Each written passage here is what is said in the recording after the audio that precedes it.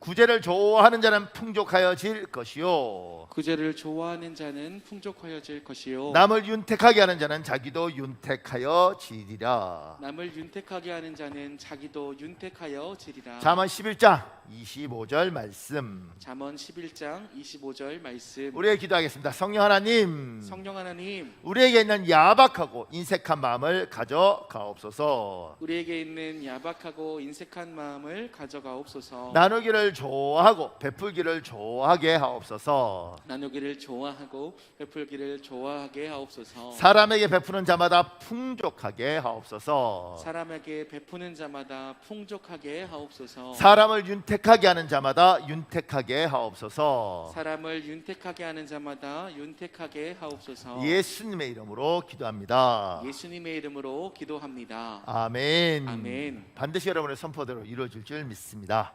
감사합니다. 우리 잠언 6장 16절 여러분이 읽겠습니다. 시작. 여호와께서 미워하시는 것 곧 그의 마음에 싫어하시는 것이 예닐곱 가지이니. 그 밑에요. 우리가 믿는 하나님이 어떤 분인가를 정확히 아는 것이 믿음의 핵심입니다. 여러분과 제가 섬기는 하나님은 자비롭고 은혜롭고 노하기를 더디하고 인자와 진실이 많은 하나님이십니다. 그래서 우리는 하나님이 우리가 어떤 잘못된 행동을 하든지 무슨 악한 행위를 하든지 우유부단하게 다 이해하고 좋게 넘어가 주실 것으로 오해합니다. 큰 착각입니다. 먼저 하나님에 대해 알아야 할 것은 여러분과 제가 믿는 하나님은 호불호가 분명한 분입니다. 좋음과 싫음이 분명하고 기준과 원칙이 명확한 분입니다. 한마디로 똑 부러지는 분입니다. 우리 요한계시록 3장 14절 16절 있습니다. 여러분 읽으십시오. 시작. 라오디게아 교회의 사자에게 편지하라. 아멘이시오 충성되고 참된 증인이시오 하나님의 창조의 근본이시니가 이르시되 내가 내 행위를 아노니 내가 차지도 아니하고 뜨겁지도 아니하도다. 내가 차든지 뜨겁든지 하기를 원하노라. 내가 이같이 미지근하여 뜨겁지도 아니하고 차지도 아니하니 내 입에서 너를 토하여 버리리라.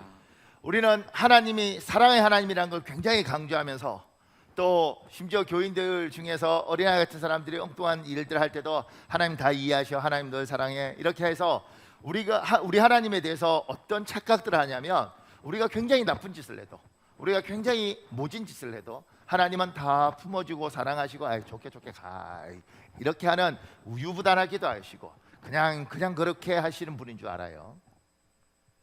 우리 하나님은 똑부러 주시는 분입니다. 원칙과 기준이 명확한 분입니다. 그래서 지금 요한계시록 3장 14절 16절에 14절에 아멘이요 충성되고 참된 증인이요 하나님의 창조의 근본이신 이 예수께서 뭐라고 이야기하시냐면 내가 차든지 뜨겁든지 하기를 원하노라.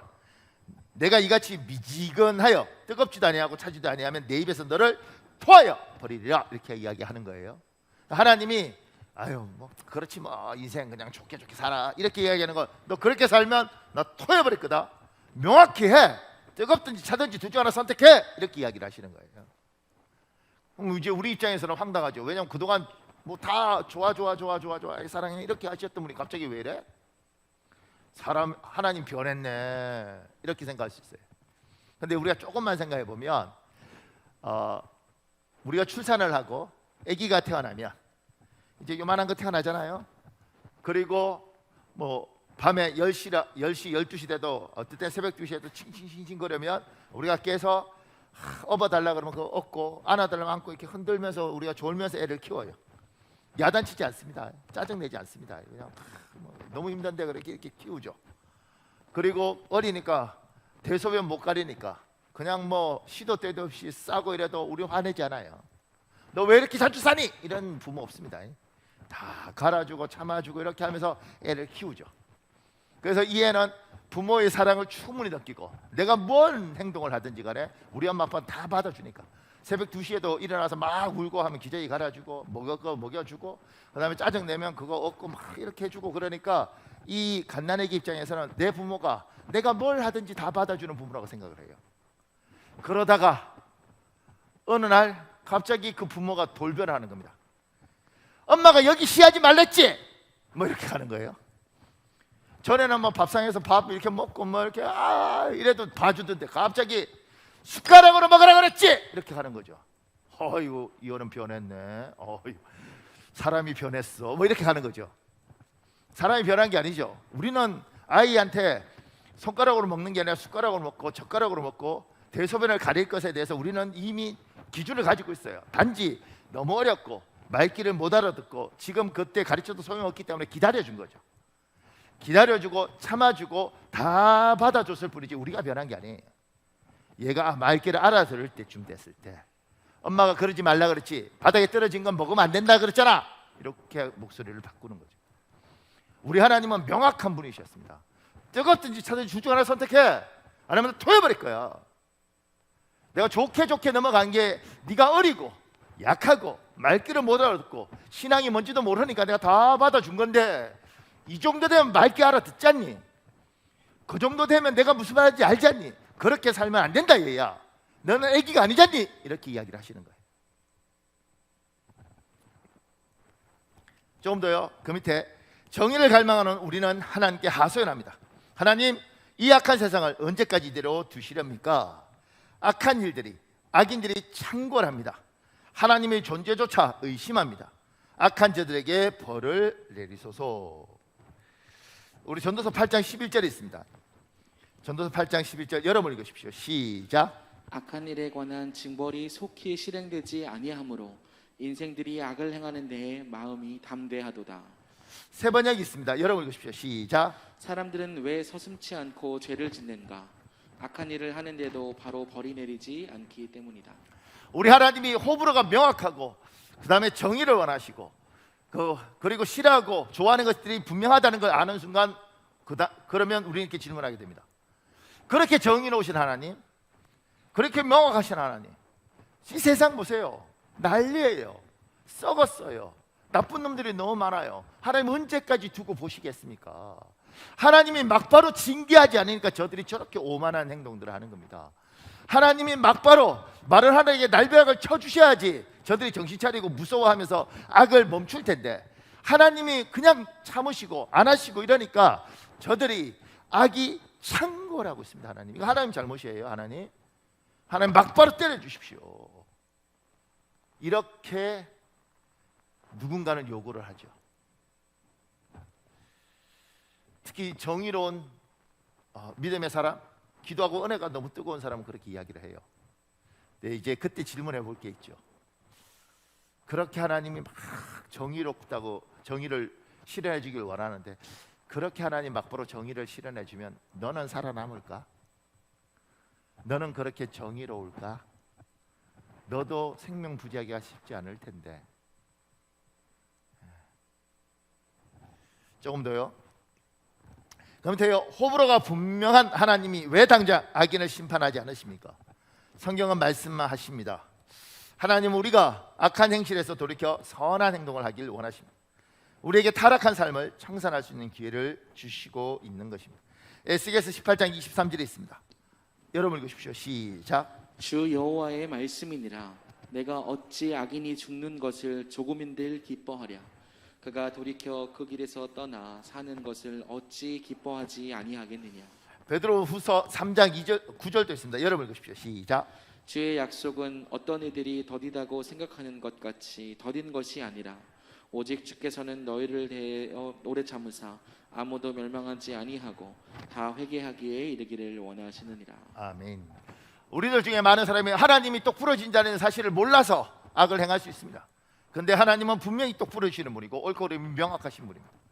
그 명확하신 분에게 하나님 저들을 용서하지 마시고 당장에 징벌하십시오. 하나님이 참아주시니까 악이 창궐한 겁니다. 이 대한민국을 보십시오. 하나님 살아계심을 보여주시고 막바로 심판해 주십시오. 하나님이 그렇게 하지 않는 건 우리 하나님 정의롭지 못해서 그런 것이 아니라 그래도 기회를 주시고 그래도 돌이키기를 바라시는 거죠. 그게 세상 사람들보다는 우리가 좀 더 낫겠죠. 좀 더 괜찮겠죠. 우리들 중에 믿음이 좀 더 좋은 사람이 좀 더 괜찮겠죠. 그럼에도 불구하고 우리는 그러면 믿음 좋다고 말하는 우리는 이 어려운 상황에서 예배하는 우리는 그렇게 정의로운가? 우리는 그렇게 괜찮은 사람들인가? 우리는 고칠 게 없는가? 하나님은 우리를 보면서 나는 너도 기다려주고 있다 그러시지 않는가? 그 밑에요. 똑 부러진 하나님이 우리를 기다려주고 계십니다. 우리가 변화할 수 있는 기회를 우리에게 허락하셨습니다. 하나님은 우리가 어떻게 변화하길 소원하십니다. 우리 잠언 16장 17절에 있습니다. 잠언 16장 17절 여러분 읽으십시오. 잠언 16장 17절 시작. 곧 교만한 눈과 거짓된 혀와 무죄한 죄의 피를 흘리는 손과. 하나님은 우리 여러분과 제가 참 믿음도 있고 나름대로 신앙생활을 하려고 하지만 하나님이 우리에게도 요구하시는 게 있다는 거죠. 얘야, 난 너도 기다려주고 있다. 안 믿는 사람이 믿는 거 믿기를 기다려주고, 믿는 사람이 더 잘 믿기를 기다려주고, 잘 믿는 사람이 정말 괜찮은 사람이 되기를 내가 기다려주고 있다. 그 중에 나는 너의 교만한 눈이 바뀌었으면 좋겠다. 하나님, 저 교만하지 않는데요. 교만하지 않은지 한번 봅시다. 그 밑에요. 눈은 우리 영혼의 거울입니다. 쌍꺼풀 없는 눈, 길게 찢어진 눈, 단추구멍같이 작은 눈 모두 괜찮습니다. 그러나 교만한 눈은 절대 안 됩니다. 교만은 모든 죄의 뿌리입니다. 교만은 모든 악의 근원입니다. 교만은 모든 일을 어렵게 만드는 문제의 근원입니다. 제가 적을 때 괴롭더라고요. 쌍꺼풀 없는 눈, 나 쌍꺼풀 없어요. 길게 찢어진 눈, 나 찢었어요. 단추구멍같이 작은 눈, 내가 얼굴에 비해서 눈이 작대요. 안 괜찮아요, 사실은. 근데 이거 갖고는 그래도 괜찮다는 거지. 교만한 눈은 정말 힘듭니다. 정말 모든 악은, 이 세상의 사탄의 근원은 교만에서 시작됐다고 우리는 믿어요. 교만이 악의 근원이에요. 그 밑에 김탕영에 쓴 사람이 재밌는 글 하나 써놨습니다. 목사님 읽어주실래요? 위대한 작곡가이자 음악가인 모차르트는 찾아오는 사람에게 항상 이런 질문을 던지곤 했다. 전에 음악을 배운 적이 있습니까? 질문에 배운 적이 있다고 대답하면 모차르트는 수업료를 2배로 내셔야겠습니다 라고 말했다. 그리고 전혀 음악을 배운 적이 없다고 말하는 사람에게는 그럼 좋습니다. 수업료를 반만 내십시오 라고 대답했다. 이것은 너무나도 부당한 처사였기 때문에 사람들은 어리둥절했다. 그 중에 한 사람이 모차르트에게 따뜻히 물었다. 음악을 전혀 모르는 사람이 오면 수업료를 반만 내라고 말하고 10년 동안이나 음악을 공부한 사람이 오면 수업료를 2배로 내라고 하시는데 도대체 무슨 까닭입니까? 모차르트는 침착하게 대답했다. 거기에는 이유가 있습니다 라고 말하고는 다시 말을 이었다. 예전에 음악을 배운 사람들의 경우에는 그들의 올바르지 않은 지식의 찌꺼기를 거두어내야 합니다. 이것은 더욱 힘든 작업입니다. 그 사람이 가지고 있는 잘못된 것을 파괴하는 것이 가르치기보다 훨씬 힘든 일이기 때문입니다. 사람이란 존재는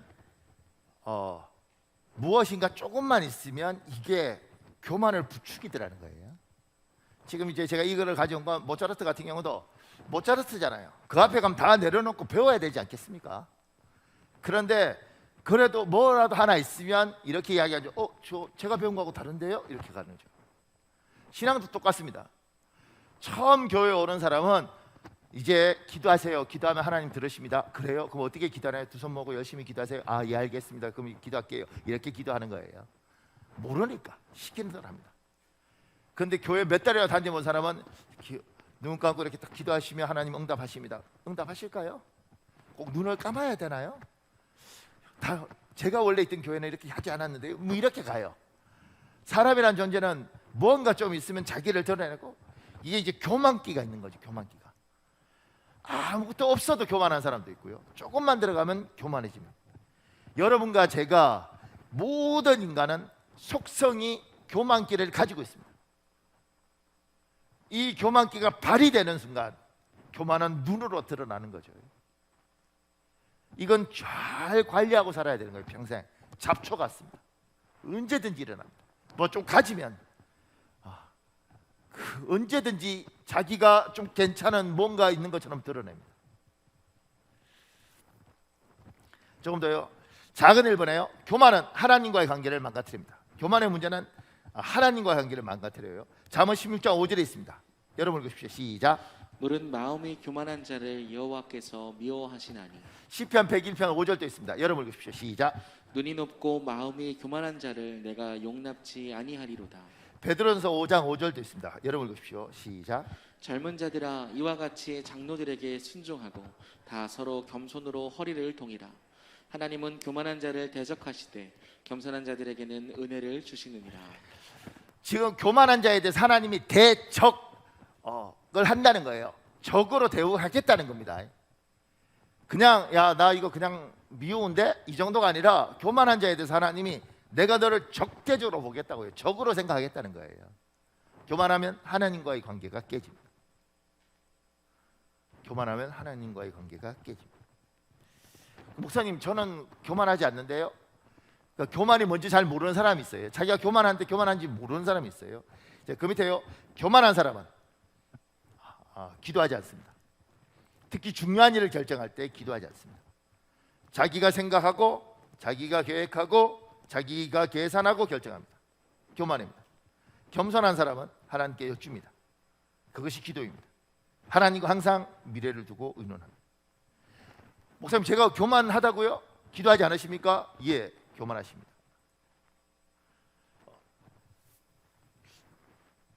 우리 교인은 아니었는데요. 어떤 권사님이 새벽마다 이제 우리 교회 기도하러 오셨어요. 근데 어느 날 이 권사님이 저한테 그러더라고요. 목사님, 저는 목사님도 좋고 교회도 좋은데 새벽기도 못 다니겠다고. 그래서 내가 왜요? 이렇게 말하니까 그 권사님이 시끄러워서 못 다니겠어요. 시끄러워서 이러더라. 그래서 제가 예? 그리고 이제 그분을 가만히 살펴보니까 이제 새벽에 뭐 기도 여러 스타일 있잖아요. 근데 이분은 어떤 특징이 있느냐면 새벽에 와서 사업하는 분이었는데 여자분이었어요. 새벽에 와서 이렇게 기도를 하는데 이렇게 소리에서 기도하는 게 아니고 그날 하루를 설계를 하더라고요.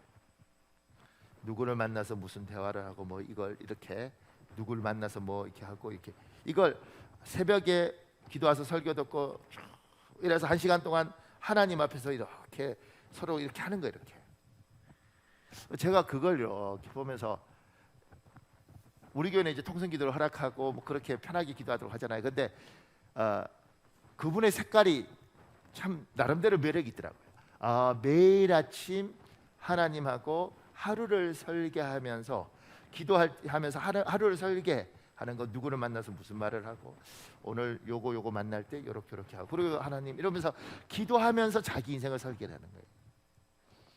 하나님의 사람들이 교만하지 않는 건 저분하고 의논하는 거예요.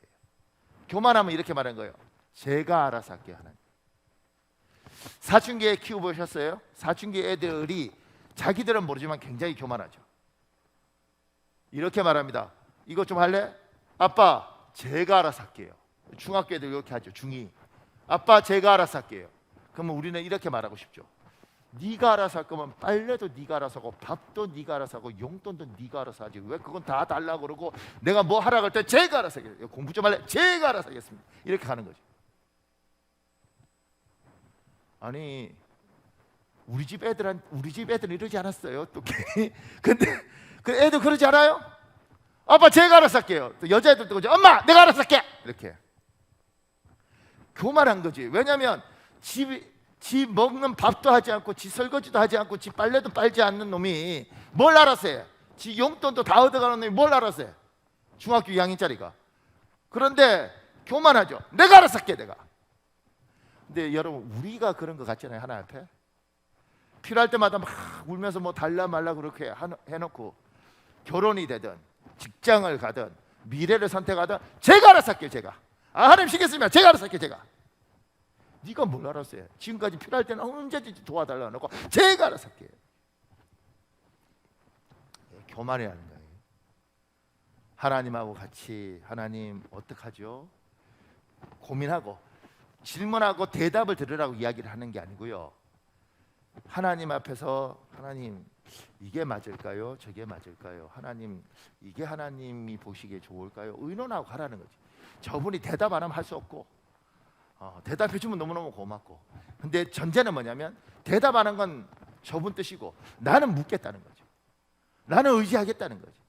나는 내 인생을 내 마음대로 사는 게 아니라 당신을 의지하고 살겠다는 거예요. 대답 안 하면 하나님이 잘못이고 나는 일단 물었으니까 내 딴에 열심히 물었는데 대답 안 한 걸 어떡하겠어요. 내 딴에 열심히 물었는데 그분이 말했는데 내가 못 듣는 능력인 걸 어떡하겠어요. 그렇지만 나는 묻겠다는 거예요. 나는 의지하겠다는 거예요. 나는 신뢰하려고 난 몸부림치겠다는 거예요. 나는 교만하게 살지 않고 알아서 내가 알아서 할게요. 그게 당신하고 같이 의논하면서 가겠다는 거예요. 그게 겸손하고 알아서 할게요. 이게 교만한 거예요. 그러니까 여러분 집에서 뭐 이게 다 크겠지만 만약 중학교 2학년짜리 뭐 하여튼 고등학교 1학년짜리 내가 알아서 할게 이러면 딱 보십시오. 교만한 것. 이렇게. 조금 더요. 하나님이 어떤 대상을 사랑하는 것보다 내가 더 사랑한다고 착각하는 순간 그때부터 하나님이 사랑하는 어떤 대상에게 우리는 많은 잘못된 일을 합니다. 말이 조금 어렵죠. 제가 아무리 쉽게 설명해도 잘 안 되더라고요. 하나님이 어떤 대상을 사랑하는 것보다 내가 더 사랑한다고 착각하는 순간, 그때부터 하나님이 사랑하는 어떤 대상에게 우리가 많은 잘못된 일을 합니다. 이거 이해 가셔요? 제가 집에서 보면 이런 게 있죠. 내 새끼예요. 내 아들이고 내 딸이에요. 우리가 신앙인이라면 내가 얘를 사랑하는가, 하나님이 얘를 사랑하는가? 내가 하나님보다 얘를, 내 아들이고 내 딸이지만 하나님보다 내가 얘를 더 사랑하는가, 하나님이 나보다 얘를 더 사랑하는가? 우리는 명확하지 않습니까? 하나님이 얘를 더 사랑한다.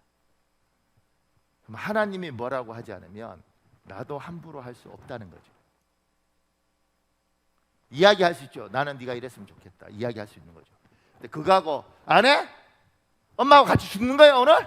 너 죽고 나 죽는 거야? 나 죽는 거 볼래? 이렇게 하지 않는다는 거예요. 하나님이 뭐라고 하지 않는데 속상하죠. 화도 나고 난 이렇게 했으면 좋겠는데, 근데 내가 내 감정을 다 내려놓고 이야기를 하는 거, 이렇게 난 네가 이랬으면 좋겠다. 근데 안 하면 하나님 하겠죠. 이번 주에 전화가 왔어요. 우리 교회 집사 중에 남해에 내려가 있는 집사가 하나 있거든요. 전화가 와서 목사님, 그래서 왜? 그러니까 목사님 간만에 꿈에 목사님이 나타나서 신망하셨습니다. 내가 남해까지 내려갔었구나 어젯밤에. 어쩐지 피곤하더라. 그러니까 목사님 꿈 잘 안 꾸는데 간만에 꿨어요 이러더라고요. 제가 무슨 생각을 하냐면, 하나님이 참 저 집사를 많이 사랑하는데 제가 정신이 없어서 전화 한 통 못 해주니까 하나님이 직접 저렇게 찾아가는 것 같다, 내 모습으로. 그러니까 내가 못해도 하나님이 답답하시면 그렇게 하더라는 거죠. 우리 교회에 한 10년 전에 등록한 여자 집사님이 있습니다. 이 집사님이 우리 교회 왔다가 이 교회는 이상해. 그리고 그 다음 주에 어느 교회를 갈까? 근데 그날 아침에 우리 사모님이 나타나서 이리 오세요. 그래서 우리 교인이 됐어. 하나님이 답답하니까 하나님이 하더라는 거예요. 그러면 내가 열심히 살 뿐이지 하나님보다 앞서가면 안 된다고 이야기를 하는 거예요. 우리 목사들이 잘못하는 거, 저는 이렇게 생각합니다. 우리 목사님들이 잘못했다고 생각하는 것 중에 하나가, 목사님들이 교회를 사랑했죠. 누구보다? 하나님보다. 그래서 목사님들이 교회를 정말 빚을 내서 너무너무 화려하게 지었습니다. 저는 그렇게 믿어요. 정말 크게. 왜냐하면 내가 이 땅에서 하나님 천국 가기 전에 내가 이렇게 멋있는 성전을 내가 하나님 앞에 건설했습니다. 다윗처럼. 다윗은 하나님 짓지 말라 그러니까 안 지었잖아요. 근데 하나님을 너무 사랑하니까 하나님 지어야 그러던 말든간 내가 지어버린 거죠. 빚을 내어서 하나님 보세요, 내가 이렇게 하나님 멋있게, 세상이 손가락질을 하든 말든 나 하나님 사랑한다고. 하나님보다 교회를 사랑하면 그 문제가 일어나는 거예요. 원하죠, 바라죠. 근데 하나님이 얘야 내가 그냥 있잖니, 그럼 너도 그냥 기도하고 말았으면 좋겠다. 그냥 말아야 되는 거죠. 이해가십니까? 여러분의 자식이든 여러분의 남편이든 여러분의 아내든 여러분의 교회든 하나님보다 더 사랑하지 말라는 거예요. 사랑하라는 거지. 근데 그분보다 사랑하는 순간, 저분이 있는데 저분보다 더 사랑한다고 착각하는 순간 너무 말이 가버리더라고. 속이 상하면 울어야지. 하나님 너무 가슴이 아파요. 잘 됐으면 좋겠습니다. 하나님 이건 아니지 않습니까? 하나님 너무너무 속상합니다. 근데 당신이 가만히 있으니까 나도 가만히 있는데 미칠 것 같아요. 이렇게 이야기를 하는 거예요. 그래서 다윗과 솔로몬을 보면 재밌는 게요, 다윗이 성전을 짓고 싶은데 하나님 말리거든요. 하지 마라. 어떻게 하는 줄 아세요? 성전 지을 재료를 다 마련합니다. 설계도도 다 준비합니다. 그리고 아들한테 물려주면서 그러죠. 네가 지어라. 난 짓고 싶었는데. 얼마나 하고 싶으면 그렇게 준비를 다 했겠어. 스탑하는 거예요. 하나님보다 무엇이든지 더 사랑하지 말아라. 사랑하라. 근데 하나님보다 사랑하지 말아라. 그러면 조금 더 그 밑에 작은 이번에요. 교만은 사람과 관계를 망가뜨립니다. 교만은 하나님과의 관계를 망가뜨리고 사람과의 관계를 망가뜨려요. 잠언 14장 21절에 있습니다. 여러분 읽으십시오. 시작. 그 밑에요. 교만한 사람은 자기 중심적 사람이기 때문에 다른 사람의 말을 경청하지 않습니다. 상대방의 말을 끝까지 듣지 않습니다. 중간중간 잘라서 말합니다. 마음대로 듣습니다. 마음대로 판단합니다. 대인관계에 큰 걸림돌입니다. 잠언 18장 13절도 있습니다. 여러분 읽으십시오. 시작. 사연을 듣기 전에 대답하는 자는 미련하여 욕을 당하느니라. 그 밑에 표준세 번역에 이렇게 되어 있습니다. 수모를 받는다는 거예요. 그러니까 자기가 목사님 저 안 교만한데요. 그런데 하는 행동을 보면 자기는 안 교만하다고 생각하지만 교만한 사람도 있죠. 사람 말하면 말 끝까지 안 듣죠. 중간중간 잘라요. 특히 부부 사이에 뭐라 그러면 아 당신 시끄러. 내가 다 알아 다 알아. 이렇게 하지 말라는 거예요. 아 목사님 저는 원래 성격이 급해서 성격이 급한 게 아니라 오늘 성경을 다루면 교만한 거예요. 그러면 수모를 겪었거든. 그래서 저는 이제 이런 기대가 있는 거죠. 만약에 우리 교회에 집사님들에게 예배 마치고 가는데 저 초등부에 뭐 한 9살짜리가 뭐라고 이야기를 할 때 뭐 장로님이나 우리 교회 권사님이나 이런 분들이 요 뭐 9살짜리 뭐라고 하든 8살짜리 뭐라고 하면 이렇게 듣는 거죠. 그래 그래 애가 갔어. 그럼 묻죠. 뭐라 그래? 몰라 무슨 말인지. 저 말을 어떻게 알아들어? 근데 왜 그래? 들어주는 거지. 그래 알았어. 몰라 무슨 말인지. 이거 하고 알아듣기 좀 이야기해. 알아듣기. 아휴 이거 하고 시끄러. 이거 하고. 이게 겸손하다는 게 들어주는 거잖아요. 애를 써서. 그래서 힘들지. 왜냐면 말 같지 않은 이야기를 들을 때 얼마나 힘들겠어요. 자기 몸을 들이트면서 그래 이렇게 듣는 거예요. 저는 복이 많아서 좋은 스승들을 하나님 많이 만나게 하셨고 그분들도 저를 많이 사랑해 주셨어요. 근데 제 스승 중에 한 분이 이렇게 말하더라고요. 박 목사, 네가 이제 나이가 들어서 많은 목사들 모임들에 가게 되고 그 목사님들하고 이렇게 회의를 하게 되고 이러면 반드시 목사들 중에 앞에 서서 마이크를 잡고 말을 하는데 말 같지 않은 말을 길게 하는 목사가 있을 것이다. 이해가세요? 목사님이든 말든 간에 하여튼 목사님이지만 앞에 수없이 많은 사람 앞에 마이크를 들고 말 같지 않은 말을 길게 하는 사람이 있을 것이다.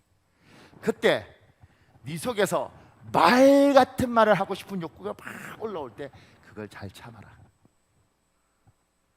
아마 집안 행사 이를테면 형제들 요새는 그러지 않겠지만 형제 많은 7남매 8남매 무슨 일이 있어서 집안 행사하면 회의나 이런 거 할 때 집안에서 뭐 둘째 형이든 뭐 큰 누나든 누가 무슨 회의하면서 무슨 말을 할 때 듣고 보면 말 같지 않은 말을 할 때 그것도 길면서 막 열내서 할 때 밑에 막내든 뭐든 똑똑한 게 저 말 같지 않은 말을 들어주다가 에휴 저 말도 안 되는 소리 내가 제대로 된 말을 한마디 하고 싶다 막 이 욕구가 올라오는 거 경험해 보셨습니까?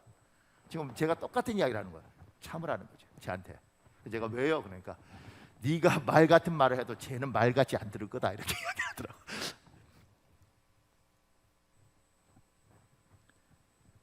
너무너무 힘들죠. 말 같지 않은 말을 특히 교회도 무슨 회의하고 그러면 우리 교회는 참 감사해요. 모르는 사람들이 거의 없는데 이제 뭐 남전도회든 뭐 여전도회 회의하면 말 같지 않는 말을 하는 분이 있습니다. 그것도 흥분해서 길게 뛰면서 앞뒤 없는 말을. 그때 집사님 무슨 말이 많아 시끄러 이러지 말고 누군가는 온몸을 비틀면서 그래 그래 집사님 이렇게 갈 수 있어야지. 아무도 안 하면 안 하고 목사님 그렇지만 그게 힘이 들어도 그게 겸손이라고 이야기하는 거죠. 참아주면서 속도 상하지. 나만 속상하는 거 저기서 다 알아. 그런데 뭘 알게 되냐면 이 모난 사람 덕분에 우리 모두가 얼마나 성숙한지를 알게 돼요. 이 모난 사람 덕분에 우리 모두가 서로가 얼마나 귀한 사람인지 알게 돼요. 그거 막 하고 싶지. 견디면서 받아주면서 토닥이면서 그래. 그게 뭐요? 그게 겸손한 사람. 자르면 부부도 똑같습니다. 남편이 뭐라고 말할 때 여자가 시끄러 당신 교만한 거예요. 남편이 시끄러 무슨 여자가 이런 교만한 거래. 힘들어도 그래 끝까지 들으려고 노력하는 거. 그리고 그 이야기를 들어주는 게 겸손하다는 거. 그 밑에요. 교만한 사람은 아나무인입니다. 상대방을 존중하지 않습니다. 사람을 함부로 대합니다. 무례합니다. 특히 몸짓과 말투에서 잘 드러납니다. 그 밑에요. 교만한 눈의 반대는 겸손한 눈이 아니라 따뜻한 눈입니다. 예수님을 하나님으로 믿는 우리는 사람을 따뜻하게 바라보는 사람입니다. 겸손한 눈 그러면 도저히 이해가 안 갈 것 같아요. 왜냐하면 목사님 눈 내리 깔고 있는 게 겸손합니까? 그게 아니죠. 교만한 눈의 반대는 따뜻한 눈입니다. 제가 오늘 이 설교를 준비하면서 어저께 우리 셋째한테 자 아빠 봐 아빠 자 3초간 아빠 봐 따뜻하게 삼촌인데 우리 아들이 집 나가려고 그러더라고. 근데 그 옆에 둘째한테 아빠 봐 아빠 3초간 우리 따뜻하게 얼마나 애들이 정신적으로 학대를 당했는지 몰라요. 근데 가만 생각해 보니까 우리가 이렇게 눈 마주치면서 이렇게 다정하게 봐본 적이 언젠가 그 생각이 들더라고요. 제가 옛날에 저희 사촌 형님이 그 첫사랑을 하면서 그 형수 되는 사람하고 둘이 왔는데 지금도 안 잊혀져요. 제가 굉장히 충격적이라서. 왜냐하면 방에다가 촛불을 켜놓고 둘이 이러고 바라보고 있더라고요. 제가 보니까 한 2시간 바라보고 있는가 봐요. 그때는 제가 초등학생이었는데 너무 놀래서, 왜냐하면 촛불 켜놓고 저게 무슨 짓인가 이렇게 생각이 들어서 시간 지나니까 좋아하니까 이렇게 보더라는 거예요. 그러니까 우리의 눈이 누군가를 교만하지 하나님이 원하는 그 교만한 눈, 하나님이 원하는 그 교만에서 바뀔 때 좀 따뜻하게 말 같지 않은 뭘 해도 이렇게 따뜻하게 바라보는 거. 그런데 보세요, 우리 교회 아마 이 동네는 많이 그럴 텐데 아버지들 또 어머니들 중에 진짜 열심히 살아서 나름대로 자수성가한 사람이 있습니다. 좋은 학교 나온 사람도 있고 재산을 좀 모은 사람도 있고 사회적으로 그 정도면 잘 됐다는 사람도 있고 있단 말이에요. 그리고 우리 아이들 대부분이 우리 부모들보다 못한 케이스가 많아요. 그러니까 애들이 이상하다는 게 아니라 애들이 엄마 아빠보다 학교도 더 안 좋고 돈은 또 앞으로 더 못 벌 가능성이 많고 직장도 우리들보다 더 안 좋을 가능성이 많아요. 근데 이미 눌려 있다고 마음에. 엄마 아빠가 날 볼 때 뭔가 좀 이렇게 할 때 이미 눌려 있다고. 우리 교회에 삼성 다니는 사람들 중에 자녀들 중에 삼성이 몇 명이나 들어가겠냐고. 그렇지 않겠습니까? 우리 교회 은행 다니는 사람들 중에 자녀들 중에 누가 또 대기업 다니는 사람 중에 애들 중에 그 들어가기가 쉽지 않을 거 아니겠습니까? 이미 눌려 있다고. 근데 그 아이한테 눈빛을 탁 하면서 뭐 이딴 못난 게 다 있나. 그 순간 애는 정말 죽고 싶은 거예요. 나는 내 눈이 교만을 넘어서 경멸하지 이렇게 참 내 새끼인데 뭐 저렇게 못났나 이러는 순간 애는 미치는 거라. 그래서 따뜻하게 바라봐 주라는 게 애가 잘났든 못났든 간에 가족끼리 부부끼리 내가 너를 사랑한다고 바라보자는 그 따뜻한 눈이 교만의 반대란 이야기라는 겁니다. 근데 여러분과 제가 우리 아이들을 보면서 또 우리 부부 사이를 보면서 심지어 교인들 보면서 아이고 저게 무슨 집사라고 이런 경멸의 눈빛을 가지잖아. 나도 모르게 순간순간 올라오잖아. 그 눈빛을 맞은 사람은 레이저를 맞은 거하고 똑같아. 마음이 얼마나 쓰리겠냐. 그러니까 따뜻하게 바라봐줘.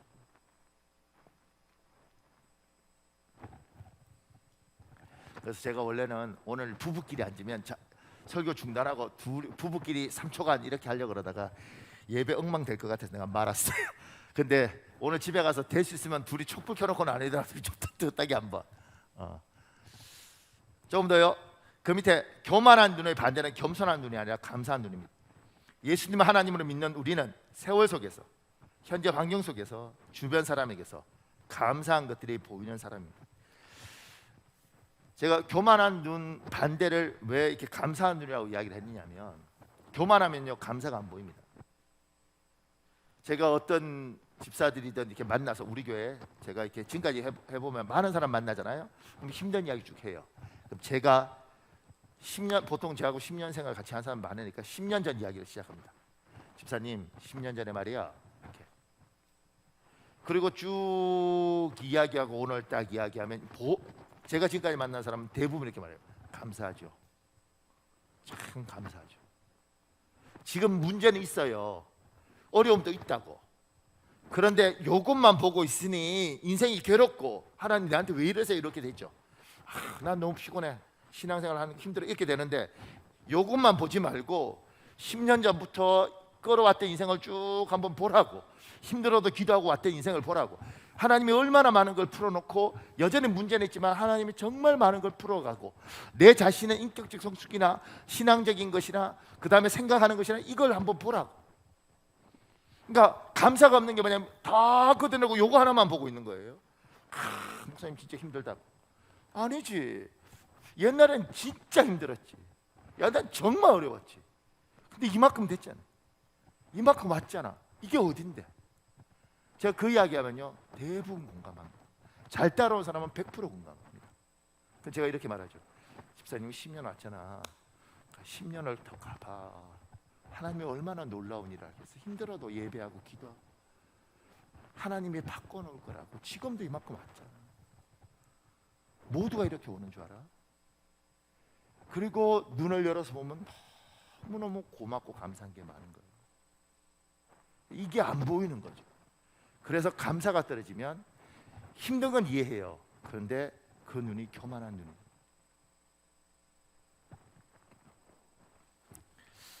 조금 더요. 작은 사문이에요. 교만한 자는 반드시 낮아집니다. 왜냐하면 하나님이 교만한 자를 낮추십니다. 사람이 교만한 자를 낮춥니다. 교만하면 하나님도 낮추고 사람도 그 사람을 낮춰요. 잠언 29장 23절에 있습니다. 여러분 읽으십시오. 시작. 사람이 교만하면 낮아지게 되겠고 마음이 겸손하면 영예를 얻으리라. 시편 18편 27절도 있습니다. 여러분 읽으십시오. 시작. 주께서 곤고한 백성은 구원하시고 교만한 눈은 낮추시리이다. 잠언 16장 18절에 주석 성경에 이렇게 돼 있어요. 파멸에 앞서 교만이 있고 멸망에 앞서 오만한 정신이 있다 이렇게 되지 않습니까? 그러니까 교만한 사람, 저 사람 교만한데 곧 파멸하는 거예요. 저 사람 오만한데 곧 멸망하는 거예요.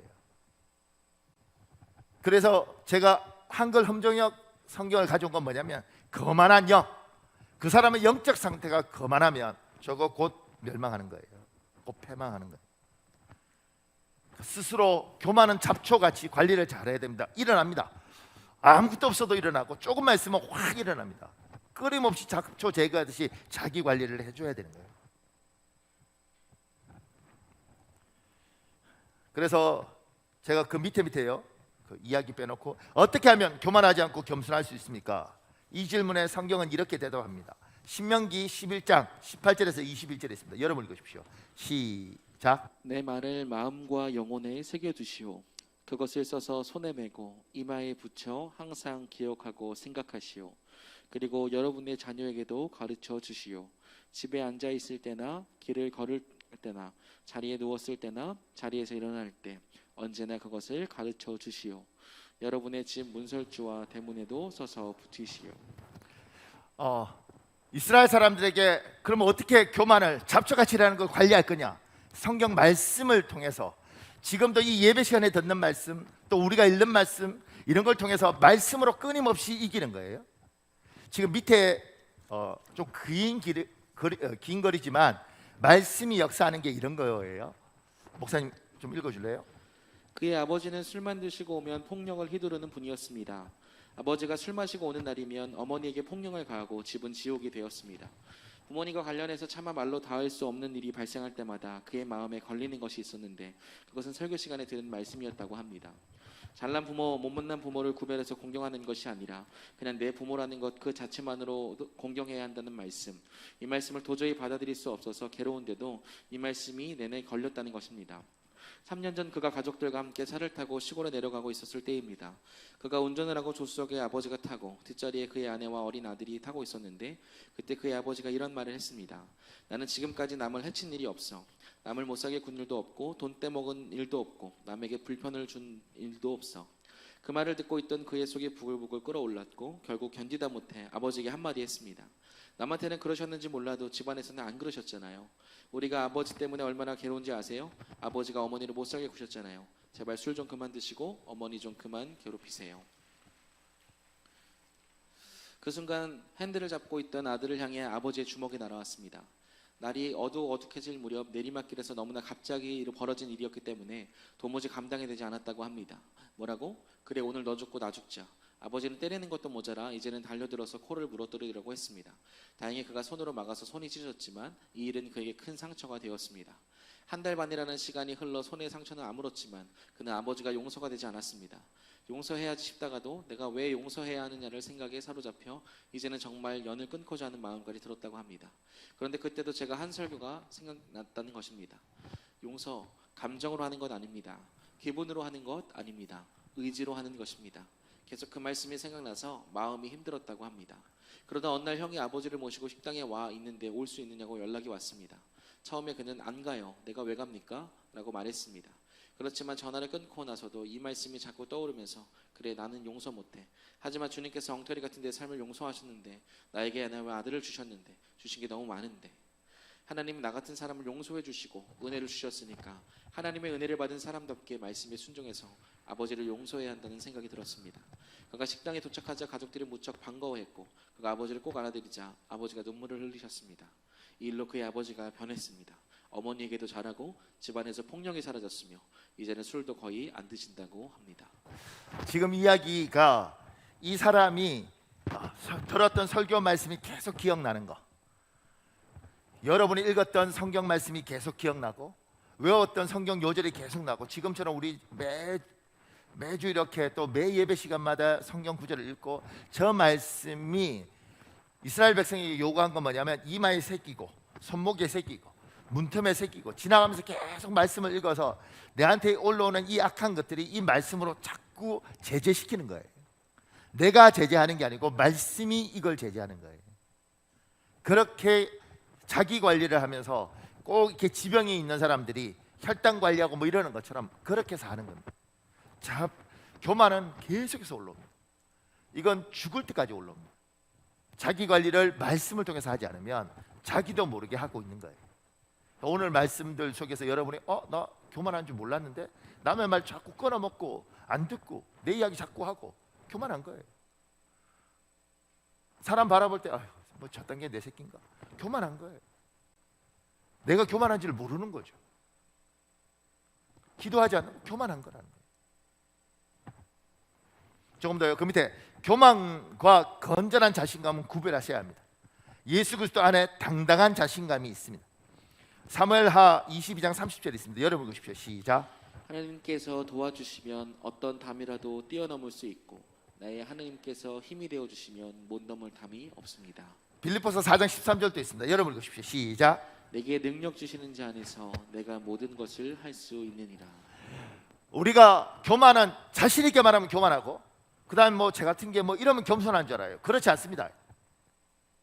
교만과 당당한 자신감은 차이가 있습니다.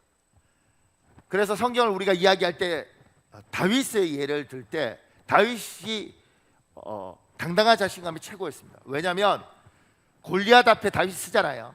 그리고 다윗이 골리앗 앞에 서서 이렇게 이야기하는 거죠. 골리앗은 태어날 때부터 굉장한 사람이었습니다. 그런데 다윗은 골리앗을 죽이고 골리앗 칼로 죽이잖아요. 다윗은 칼도 없었던 사람이에요. 그러니까 칼 쓸 줄 몰랐다는 거예요. 돌멩이 던질 줄밖에 몰랐어요. 그러니까 이게 전쟁이 안 되는 거예요. 그런데 다윗이 골리앗 앞에 서서 했던 말은 뭐냐면 너는 칼과 창과 단창으로 나오지만 나는 만군의 하나님 여호와 이름으로 나가겠다. 하나님이 나에게 힘을 주시고 하나님 용기를 주시면 내가 이길 수 있다는 거예요. 나를 의지하는 게 아니고 나의 하나님을 의지하는 거예요. 이게 당당한 자신감입니다. 반대로 모세에게 하나님이 이스라엘 백성을 구하라고 이야기하죠. 모세가 계속 이야기합니다. 하나님 저는 혀가 둔하고 입술이 뻣뻣한 자입니다. 하나님 나중에 화내시죠. 뭐라고 이야기하면 내가 하겠다잖아. 너는 그냥 가서 이야기만 해. 일을 내가 하겠다. 너 보고 하라는 거 아니잖아. 하나님이 능력 주셔도 자기만 바라보고 있는 사람, 교만한 사람인 거예요. 하나님을 믿고 내가 부족한 걸 알지만 이분을 믿고 가는 사람, 이게 건전한 자신감이에요. 예수 믿는 사람은 찌질한 게 아닙니다. 뭐 제 같은 게 뭐 이게 겸손이 아니란 말이에요. 하나님 앞에서 당당하게 오죠. 저는 부족하지만 우리 하나님 하실 겁니다. 하나님이 도와주시면 제가 할 수 있습니다. 주를 의지해서 지금 담을 뛰어넘을 수 있습니다. 내게 능력 주신 자에서 내가 할 수 있습니다. 한번 해보겠습니다. 이게 주 안에서 있는 자신감이라는 거예요. 예수 믿는 사람은 당당한 거죠. 왜냐하면 나는 부족하지만 내 하나님은 능력이 있기 때문에 이 하나님이 날 도와주시면 할 수 있다. 이 이야기라는 거예요. 이건 교만이 아니에요. 이건 당당함입니다. 교만은 나를 집중해서 모세처럼 이야기하는 거 굉장히 겸손해 보이죠. 어휴, 죄 같은 게 뭐 아니죠. 하나님이 너의 능력이 아니라 내 능력으로 가라 그러잖아요. 그렇게 말하는 건 교만인 겁니다. 마지막으로 네 번째요, 교만은 죄입니다. 어떤 죄입니까? 교만은 교도소나 유치장 가는 죄가 아니라 지옥 가는 죄입니다. 목사님, 이 단테의 신곡 읽어줄래요? 단테는 무엇인가 꿈틀대면서 다가오고 있는 것을 보고 제 눈에 확실하게 보이지는 않습니다만 우리를 향해 다가오고 있는 것이 사람인지 아닌지 모르겠군요 하고 베르길리우스에게 말하였다. 베르길리우스는 나도 처음엔 도대체 무엇인가 의심되었던 것인데 알고 보니 고통에 짓눌려 땅을 향해 몸을 구부리고 있는 자들이더군. 자세히 살펴보고 바위 밑에 있는 눈여겨보라. 바위를 등에 지고 내 탓이여 하면서 가슴을 치고 있는 모습이 보일 것이니 라고 대답하였다. 과연 그 모습은 천장이나 지붕을 받치기 위하여 무릎을 가슴에 대고 구부린 형태였다. 더구나 그의 구부린 등에는 짐이 있었는데 그 짐의 무겁고 가벼움에 따라서 무릎의 굽힘이 크거나 작았던 것이다. 베르길리우스는 그들이 생전에 힘만 믿고 아나무인격으로 날뛰던 교만했던 영혼들과 재능이나 권력을 믿기로 사람들이 얕보았던 자들이 저처럼 머리는 숙이고 짐을 지는 것이라고 설명해 주었다. 그 고통에 얼마나 힘겨웠던지 인내심이 남달리 뛰어났던 영혼들조차 더 이상 견딜 수 없도다 하고 울부짖고 있는 듯하였다. 이건 단테의 신곡인데 단테가 지옥도 천국도 뭐 이렇게 다 보잖아요. 그런데 그때 이제 연옥이라는 곳에, 우리가 그냥 지옥이라고 편하게 표현하는데, 거기 갔을 때 교만한 사람들이 받는 벌이 있더라는 거죠. 교만한 사람들은 머리를 들고 살았으니 대가를 뭐냐면 머리를 못 들도록 고개를 숙이고, 여기 짐이라고 표현했지만 다른 번역본은 큰 바위들 같은 돌이라는 거예요. 돌을 들고 무릎도 못 피고, 제가 교만하면 교만할수록 더해서 더 무릎을 못 피도록 돼 있는 이 상태로서 땅만 보고 이렇게 다니도록 만들어 놨다는 거예요. 교만은 지옥 가는 벌이고, 교만한 자는 이런 벌을 받는다고 이 사람은 신곡에 그렇게 쓴 거죠. 정말 지옥에서 그럴지는 모르지만 그 사람은 그렇게 묘사를 한 겁니다. 교만한 자는 지옥에서 허리를 펴지 못하고, 그가 고개를 빳빳하게 들고 살았던 것처럼 땅만 바라보고 등에 무거운 돌짝을 메고 허리를 펴지 못하고 산다. 그럼 돼요? 교만한 자를 지으면 어떻게 합니까? 라고 질문하면 이렇게 대답할 수 있습니다. 사람에게 사과하고 하나님께 회개하십시오. 역대하 7장 14절에 있습니다. 여러분 읽으십시오. 시작. 내 이름으로 일컫는 내 백성이 그들의 악한 길에서 떠나 스스로 낮추고 기도하여 내 얼굴을 찾으면 내가 하늘에서 듣고 그들의 죄를 사하고 그들의 땅을 고칠지라. 킹 제임스 버전은 내 이름으로 불리는 내 백성이 겸손해지고 기도하며 내 얼굴을 찾고 그들의 악한 길에서 돌이켜 내가 하늘에서 듣고 그들의 죄를 용서하고 그들의 땅을 치유하리라. 교만하면, 하나님께 교만하면 회개하시면 되고요, 사람에게 교만하면 사과하시면 됩니다. 이 시간에 오늘 말씀 중에 하나님이 여러분에게 뭘 원하십니까? 혹여 자기가 교만했는데 교만한 줄 모르고 사셨습니까? 나는 그런 마음이 전혀 없었는데, 내 마음은 교만하지 않는데 내 행동이 교만하셨습니까? 회개하십시오. 하나님이 기회를 주시는 겁니다. 여호와께서 싫어하시고 심지어 하나님께서 대적적으로 생각하신다. 여러분은 하나님이 십자가에 피 흘려셔서 구원한 하나님의 사람들입니다. 하나님은 은혜 많이 주기 위해서 부르는 하나님의 사람입니다. 하나님 그러시는 거죠. 얘야, 그것만 고치면 참 좋을 텐데, 그것만 바꾸면 정말 복이 있을 텐데. 이 시간에 우리 주여 한번 간절히 부르시고 우리 한 8분 정도 통성으로 기도하겠습니다. 주여, 아버지 하나님 여호와여 도와주십시오. 아버지 하나님 여호와여 도와주십시오.